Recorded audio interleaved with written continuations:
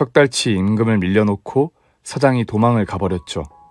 인생의 쓴맛을 먼저 맛보고 다른 직장을 구해서 들어가 봤는데 역시나 임금이 밀리거나 말도 안 되는 이유로 잘리는 바람에 연속으로 쓴맛만 맛보았답니다.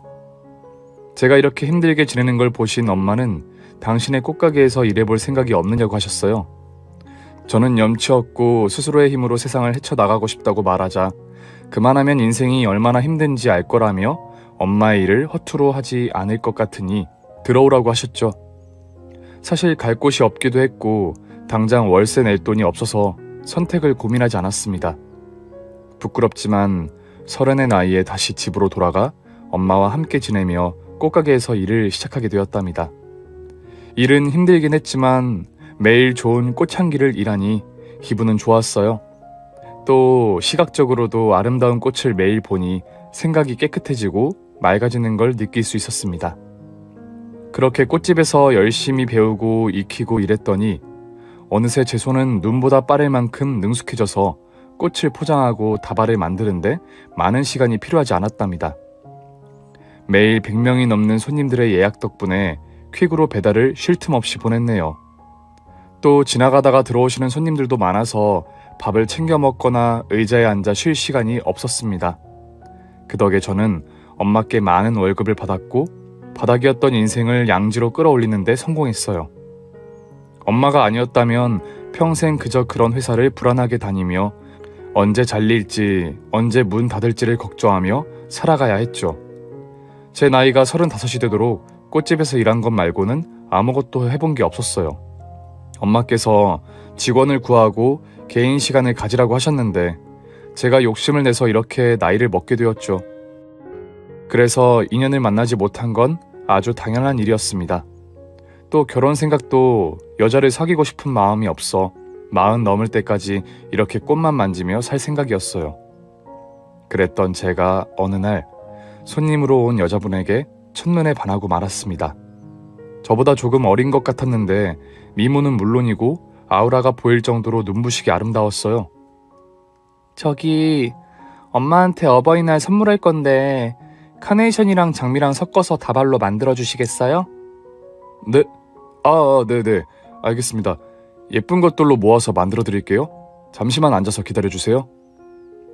그녀에게 첫눈에 반한 저는 손이 벌벌 떨려서 꽃다발을 만들며 계속 실수를 했어요. 마치 처음 꽃을 만질 때처럼 바들바들 떨었죠. 그랬더니 그 손님이 저를 보며 씩 웃더군요. 천천히 하세요. 손이 느린 걸 보니 알바생인가 봐요. 이런 꽃집에도 남자 알바생이 있네요. 저는 알바가 아니라... 잠시만요. 전화가 왔어요. 제가 꽃가게 주인이라고 말하려고 했는데 그 손님이 핸드폰을 꺼내 들어 전화를 받더군요. 그래서 전 꽃다발을 만드는데 신경을 기울였고 떨리는 손을 꼬집으며 겨우 카네이션과 장미를 섞은 아름다운 꽃다발을 완성했어요. 그러자 그녀는 통화를 하면서 카드를 내밀었고 저는 계산을 하며 꽃다발을 넘겨주었습니다. 첫눈에 반했다는 말을 하고 싶었고 데이트를 하자는 말도 하고 싶었는데 이미 그녀는 떠나고 없더군요. 잠시 멍을 때리고 있던 저는 뒤늦게 뛰어나가 인도를 걸어가는 그 여자를 목 놓아 불렀습니다. 하지만 여전히 통화 중이어서 제 목소리가 들리지 않았는지 곧 골목길로 사라지고 말았답니다. 그 시간 이후로 제 머릿속과 마음속 그리고 눈앞에 그녀의 얼굴이 단 한순간도 떠나지 않았어요. 다시 그 손님이 꽃가게를 들려주든지 길에서 우연히 마주쳐야 했는데 한 달 동안 2번의 우연은 일어나지 않았답니다.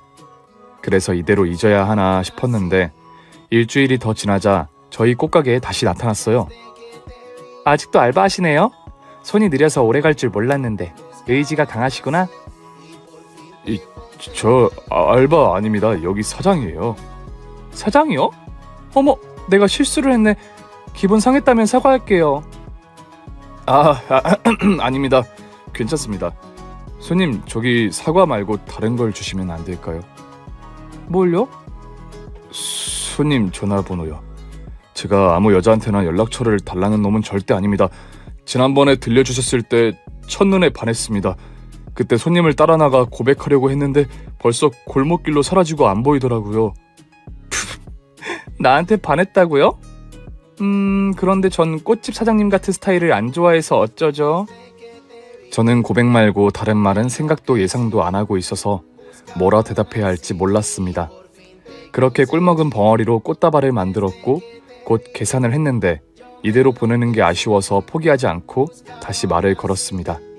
저기 손님, 제가 아주 싫은 게 아니라면 딱 한 번이라도 만나주시면 안 될까요? 저 그동안 손님 생각에 일이 손에 잡히지도 않고 잠도 설치고 있어요. 지난번 들러주시고 난 뒤부터는 상사병에 걸려 미치겠다고요. 제발 한 번만 만나주시면 안 될까요? 식사도 좋고 커피라도 좋습니다. 죄송하지만 전 꽃집 남자랑은 만나고 싶지 않네요. 뭔가 특별해 보이잖아요. 저는 평범한 사람을 만나고 싶습니다.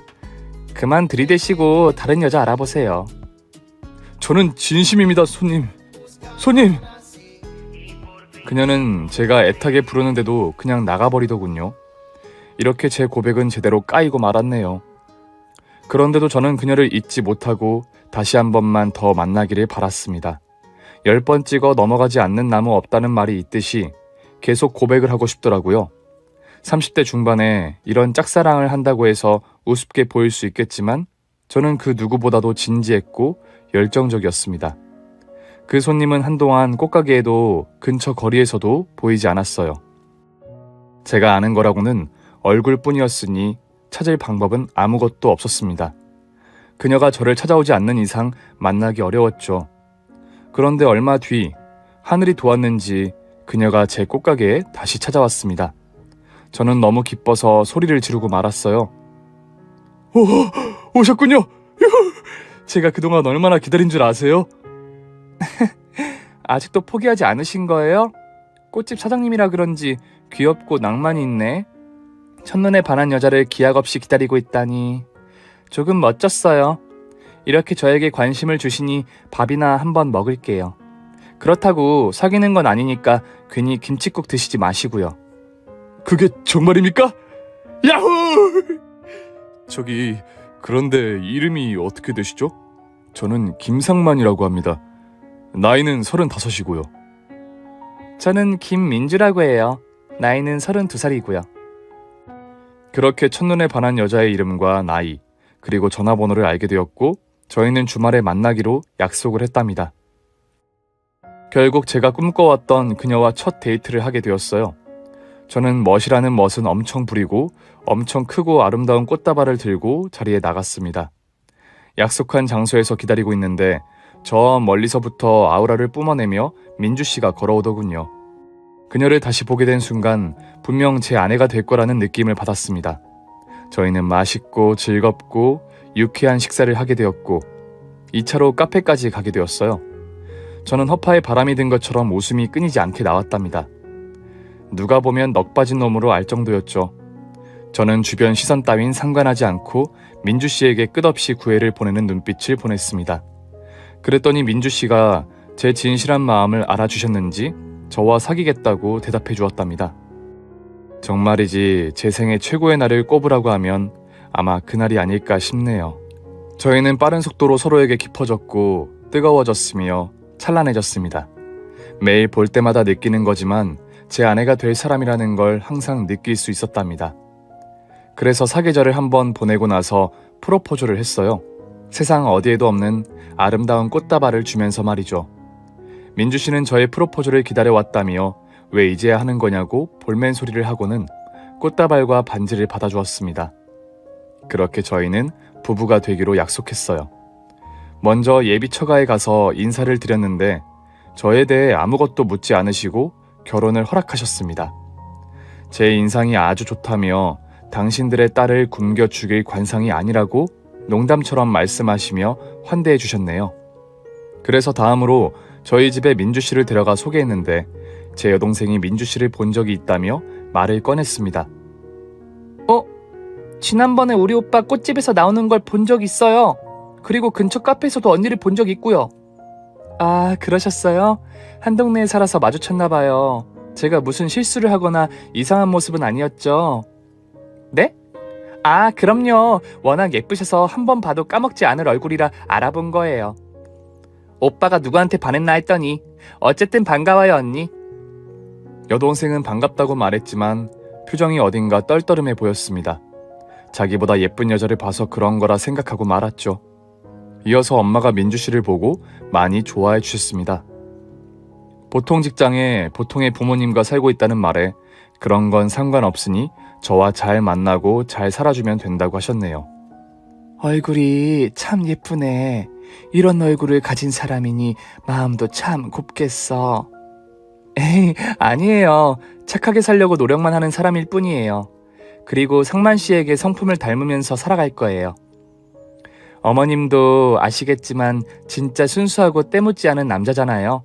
이렇게 훌륭한 아들의 어머니는 어떤 분인지 많이 궁금했는데 상상했던 것보다 훨씬 더 아름다우세요. 말도 참 예쁘게 하네. 우리 상만이가 여자복이 이렇게 있을 줄이야. 그동안 여자를 안 사귀고 일만 하더니 민주를 만나려고 그랬던 것 같아. 고마워. 그렇게 엄마는 민주 씨를 두 팔 벌려 허락해 주었고 처음 본 날 며느리로 인정해 주셨습니다. 그런데 민주 씨가 떠나가자 여동생이 쓸데없는 말로 제 기분을 언짢게 하더군요. 오빠, 저 여자랑 결혼을 결심한 거야? 내가 보기엔 느낌이 안 좋아. 얘가 왜 이래? 아까 표정이 좋지 않더니. 네 새언니 될 사람한테 질투라도 하는 거야? 뭐? 질투? 오빠, 지난번에 길에서 언니를 본 적이 있는데 지금과는 아예 달랐어. 분위기도 옷차림도 말이야. 꼭 나가요 언니들 같았다고. 뭐? 이게 말이면 다인 줄 아는? 너 지금 내 아내 될 사람들어 나가요라고 했냐? 어디서 그따위 막말을 해? 너 도대체 왜 이러는 거야? 아니, 돌다리도 두들겨보고 건너면 좋을 것 같아서 조언을 하는 거야. 내가 잘못 본 걸 수도 있지만 수상한 느낌이 들어. 꼭 엄마 재산 때문에 시집 오는 것 같다고. 아유 정말 상이 너 자꾸 말 함부로 할래? 민주는 내가 꽃가게 사장인 건 알지? 다른 건 아무것도 몰랐다고. 엄마가 건물주인지도 모르고 이렇게 넓은 집에 사는지도 몰랐단 말이야. 돈 보고 접근한 그런 이상한 여자 아니라고. 순수하게 날 사랑해주는 고마운 사람이야. 그러니까 또다시 혓바닥을 함부로 놀렸다간 진짜 혼날 줄 알아. 알았어. 미안해. 내가 헛다리 짚었나봐. 기분 나빴다며 사과할게. 동생과는 이틀 동안 대화를 하지 않았는데 계속 사과해주길래 못 이기는 척 받아주고 풀고 말았네요. 저희는 몇 달 뒤 결혼식을 올렸고 엄마가 장만해주신 멋지고 아름다운 주택에 신혼집을 얻었답니다. 아내는 이런 집에서 살게 될 거라고는 꿈도 꾸지 못했는데 이런 호강을 누리게 되어 아주 기쁘다고 매일같이 좋아했어요.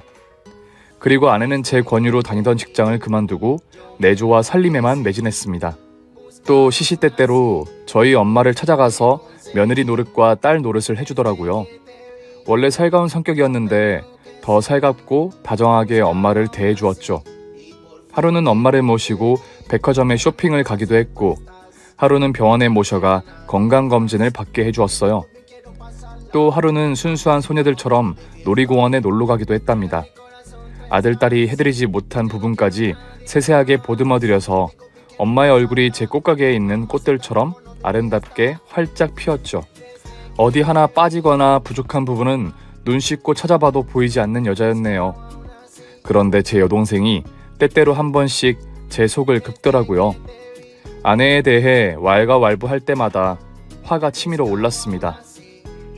오빠, 언니가 왜 엄마를 모시고 건강검진을 갔을까? 꼭 아픈 데를 찾으려고 하는 것 같지 않아? 얘가 또 시비네. 너 정말 왜 이렇게 뭐가 난 거야? 네 새언니가 얼마나 착하고 좋은 사람인지 겪어봐서 알잖아. 오빠랑 엄마가 착하다 한 거지. 내 눈에는 달가워 보이지 않는다고. 여우짓 하는 걸로밖에 안 보여. 새언니한테 좀 적당히 나대라고 그래. 뭐 나대? 내 아내가 나대고 다닌 거라고 한 거야? 넌 독립하고 엄마 보러 집에 와서 뭘 해드렸어? 병원을 모시고 가봤어? 아니면 놀이공원을 같이 가봤어? 여우짓이라도 엄마를 행복하게 해드리면 얼마든지 환영해야 하는 거 아니야? 그렇게 남 깎아내릴 시간에 자기 반성부터 하라고. 오빠, 내 말을 귓등으로 듣지 말고 새언니를 잘 감시해. 진짜 수상한 느낌이 든다니까? 저는 대답하지 않고 나와버렸습니다. 제 아내처럼 예쁘고 훌륭한 여자가 또 어딨다고 그따위 막말을 하는 건지 아무리 생각해도 동생이 이해되지 않았어요. 여자의 적은 여자라더니 그 말이 딱 들어맞더군요. 그날 이후로 동생에게 연락이 오면 일부러 받지 않고 피했습니다. 신혼 3개월 동안 깨를 볶으며 잘 살고 있었고 아내와 엄마와의 관계가 더 깊어졌어요. 엄마는 이런 며느리를 왜 이제야 만나게 되었는지 모르겠다며 천운을 가진 기분이라고 자주 말씀하셨어요. 그러던 어느 날 아내에게서 급하게 연락이 왔습니다. 엄마와 같이 시외로 나들이를 갔는데 길에서 갑자기 쓰러져 의식을 잃었다는 겁니다. 병원에 급하게 옮겨져서 검사를 받았는데 큰 외상은 없다고 하더군요. 그런데 의사 선생님이 말하길 엄마가 척수염이라는 희귀병에 걸리셨다고 진단하셨어요. 척수염은 뇌와 팔다리 신경을 연결하는 중추신경계인 척수에 원인 모를 염증이 생기는 거라고 했습니다. 척수의 염증이 뇌에서 팔다리에 신호를 제대로 보내지 못해 의식을 잃고 블랙아웃 상태가 되는 병이라네요. 고칠 수 있는 방법은 스테로이드 주사와 약물 치료밖에 없다고 하더군요. 척수염이 심해지면 나중에 사지가 마비되고 시름시름 앓다가 죽을 수 있답니다. 정말이지 무서운 불치병이었습니다. 엄마는 주사와 약을 처방받고 집으로 돌아오셨는데 의사 선생님 조언대로 외출을 자제하고 걸을 때는 꼭 지팡이를 짚고 걸으셨습니다. 이런 안쓰러운 엄마를 본 아내는 저에게 엄마의 집에 들어가 지내자고 말했답니다. 여보, 우리 어머님 댁에 들어가서 지내자. 한 달이고 1년이고 병이 다 나으실 때까지 내가 모시고 싶어. 당신 그게 정말이야? 그래도 되겠어? 어머님 저대로 두면 언제 어떻게 쓰러질지도 모른다고. 항상 옆에 누군가 있어야 해. 난 그게 나였으면 좋겠어. 진짜 당신은 천사인가 봐. 어쩜 그렇게 마음을 곱게 가질 수 있지? 여보, 염치없지만 당분간 엄마 집에서 지내자. 진심으로 고마워. 대신 당신이 원하는 건 무엇이든 들어줄게. 그러자 아내는 무언가를 바라고 그런 게 아니라며 순수한 자기의 의도를 더럽히지 말라고 하더군요. 여하튼 저희는 작은 짐을 싸서 본가에 들어갔습니다. 생각했던 대로 아내는 엄마한테 최선을 다했어요. 하루 세끼를 정성스럽게 차려드리는 건 당연지사였고 엄마가 움직이는 게 불편할 때는 직접 씻겨드리기까지 하더군요. 또 외출을 하지 못하니 집에서 할 수 있는 재밌는 취미를 함께 했답니다. 뜨개질과 퍼즐 맞추기, 보드게임 등과 같이 머리를 많이 쓰며 의식의 흐름을 단단하게 하는 취미로 말이죠. 이렇게 애쓰는 아내에게 더할 나위 없이 고마워서 제가 가진 전부를 당장이라도 주고 싶은 심정이었습니다. 그렇게 정성스러운 간병을 받으셔서 잘 회복하실 줄 알았는데 엄마는 날이 갈수록 약해지셨고 약물 부작용으로 체중이 과도하게 늘었습니다. 일어서서 걷는 것조차 어려운 지경에 달했죠. 또 잠이 얼마나 많이 드셨던지 하루에 16시간은 꼬박 주무셨어요. 그것 또한 약물 때문에 그런 것 같았습니다. 그러자 아내는 자기가 잘 돌보지 못한 탓에 그런 것 같다며 힘들어하더군요. 여보, 내가 도움은 못 되고 방해가 되었나 봐. 어머님 몸은 갈수록 나빠져. 그게 왜 당신 탓이야. 병원에서 그랬잖아. 불치병이라 약으로 치료되는 게 아니라고. 특별한 수술이나 치료법이 없다니까 이런 거야. 그리고 당신이 없었더라면 엄마는 더 심하게 아프셨을 거라고. 정말 그럴까? 나 잘하고 있는 걸까? 어머님만 보면 내 가슴이 너무 아프다 못해 시리고 그래. 으이구, 이 착한 여자야. 당신 덕분에 엄마가 지금 상태라도 유지하고 계신 거야. 그러니까 괜한 자책하지 말고 하던 대로만 해줘. 불안해하고 우울해하는 아내는 늘 제 곁에 안겨 눈물을 보였습니다. 친엄마도 아닌 시어머니에게 이렇게까지 큰 정을 주는 걸 보니 제가 결혼을 정말 잘했다는 걸 하루에도 100번씩은 느꼈답니다. 한편 여동생도 얼마 뒤 본가로 들어왔어요. 몸이 아파 쓰러진 엄마를 간호하겠다고 뒤늦게 찾아온 거죠. 제가 아내를 따라하는 거냐고 볼멘 소리를 했더니 자기가 옆에 있어야 엄마가 하루빨리 나을 거라며 자신감에 찬 모습으로 들어왔습니다. 새언니, 앞으로는 엄마가 드실 식사는 제가 준비할게요. 언니가 해드리는 음식에 문제가 있어 몸이 더 약해지는 것 같아서요. 그 말을 듣자 놀란 아내는 아무 말도 하지 못했고 옆에 있던 제가 대신 화를 내줬습니다. 이게 또 헛소리를 짓거리네? 야! 네 새언니가 그동안 얼마나 지극정성으로 엄마를 모셨는 줄 알아? 감사하다고 절을 해도 모자랄 판에 뭐? 음식에 문제가 있는 것 같다고? 너 진짜 안 되겠다. 당장 나가! 효녀 코스프레 하지 말고 당장 나가라고! 미안해. 내가 말이 헛나왔어. 엄마가 편찮으셔서 그런지 사방이 다 적으로 보이네. 새언니 죄송해요. 제 말이 좀 거칠었네요. 그동안 엄마 모셔줘서 감사드려요.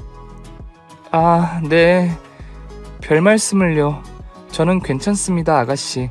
그럼 앞으로 같이 어머님을 잘 모셔보도록 해요. 그래요. 제가 왔으니까 엄마는 금방 쾌차하실 겁니다. 여동생은 가시가 있는 말을 뱉으며 끝까지 아내를 불편하게 하더군요. 여하튼 여동생까지 저희 식구들은 한 집에 모여 살기 시작했습니다.